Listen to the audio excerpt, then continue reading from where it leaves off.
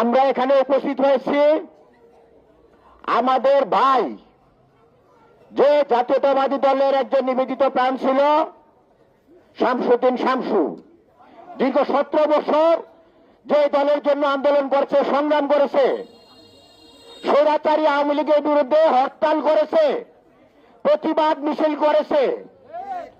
কিন্তু দুঃখের বিষয়, আওয়ামী লীগের আমলে তার হয় নাই, কিন্তু আমাদের আমলে সে সন্ত্রাসী কর্তৃক পেট কাটা শামীম, রাকিব এদের দ্বারা ছুরিকাঘাত হয়েছেন। প্রিয় ভাইরা, আপনারা সবাই ঐক্যবদ্ধ হোক। সন্ত্রাসী কিন্তু কিছু সংখ্যক, আর আমরা হাজার হাজার জনতা আছি আপনাদের পাশে।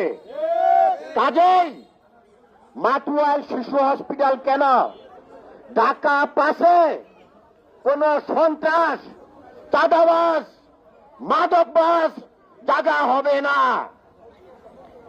একটা কথা, এই মাতুয়াইল শিশু হসপিটালে প্রশাসনের দৃষ্টি আকর্ষণ করে বলছি, আপনারা আগামী 3 দিনের মধ্যে এই অঞ্চল সন্ত্রাস মুক্ত করবেন, মাদক মুক্ত করবেন, না হলে আপনাদের থানা ঘেরাও করতে আমরা বাধ্য হব। আমাদের আর কোনো আপোষ নাই। আমাদের একটাই কথা, স্বৈরাচারী আমলের যে সেই স্লোগান, লড়াই লড়াই লড়াই চাই, এই লড়াইয়ে জিতবে কারা? আপোষ না সংগ্রাম, ক্ষমতা না জনতা। আমরা সেই স্লোগানে আবার ফিরে যাব। আমরা প্রতিরোধ গড়ে তুলব।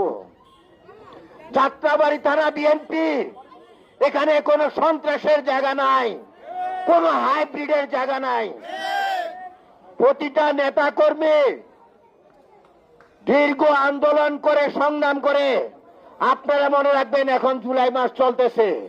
এই জুলাই আন্দোলনে যাত্রাবাড়িতে শত শত নেতা কর্মী আহত হয়েছেন, নিহত হয়েছেন, শুধুমাত্র স্বৈরাচার আওয়ামী লীগ শেখ হাসিনাকে দমনের জন্য। আবার যদি তাদের পেতাত্তা আমাদের ঘাড়ে চেপে বসে, সেটা আমাদের জন্য দুর্ভাগ্যজনক। আমরা প্রতিটা নেতা কর্মী যারা আওয়ামী লীগকে আশ্রয় দিবে, প্রশ্রয় দিবে, তাকে ধরে গণদোলাই দিবেন। কোন আওয়ামী লীগের নেতা কর্মীকে যদি প্রশ্রয় দেয়, আমরা যদি জানতে পারি, তাকে বহিষ্কার করা হবে। আওয়ামী লীগের সন্ত্রাসীকে যদি আপনারা কোথাও দেখেন, তাকে গণদোলাই দিয়ে পুলিশে দিয়ে দিবেন। এখানে আমাদের শামসুদ্দিন, আমি যেদিন ছুরিকাঘাত হয় সেদিন হসপিটালে ছিলাম, আল্লাহ তাকে রক্ষা করেছে। তার রক্তনালী কেটে গিয়েছে, কিডনি কেটে গিয়েছিল, তার ফুসফুস ইনফেকশন হয়েছে। ঢাকা মেডিকেলে ডাক্তাররা বলেছে আপনারা সবাই দোয়া করুন, সে ইমার্জেন্সি অবস্থায় আছে। তারপর দিনও গেলাম, আল্লাহর রহমতে সে সুস্থ আছে। আমরা সবাই একটাই কথা, এই অঞ্চল মাতুয়াইল শিশু হসপিটালের সামনে এবং তথা এই অঞ্চল সন্ত্রাস মুক্ত থাকবে, চাঁদা মুক্ত থাকবে, মাদক মুক্ত থাকবে। আমরা চাই এই এলাকার মানুষ শান্তিতে বসবাস করুক, নিরাপদে বসবাস করুক। আবারও স্থানীয় বিএনপি নেতৃবৃন্দ, অঙ্গ সংগঠনের নেতৃবৃন্দ এবং প্রশাসনের নেতৃবৃন্দের প্রতি দৃষ্টি আকর্ষণ করে বলছি, আপনারা যখনই প্রয়োজন ডাক দিবেন, রাত 3টা হোক, ভোর 5টা হোক, আমরা আসব। আপনাদের পাশে আছি, আপনাদের সমস্যাগুলি আমরা দেখব।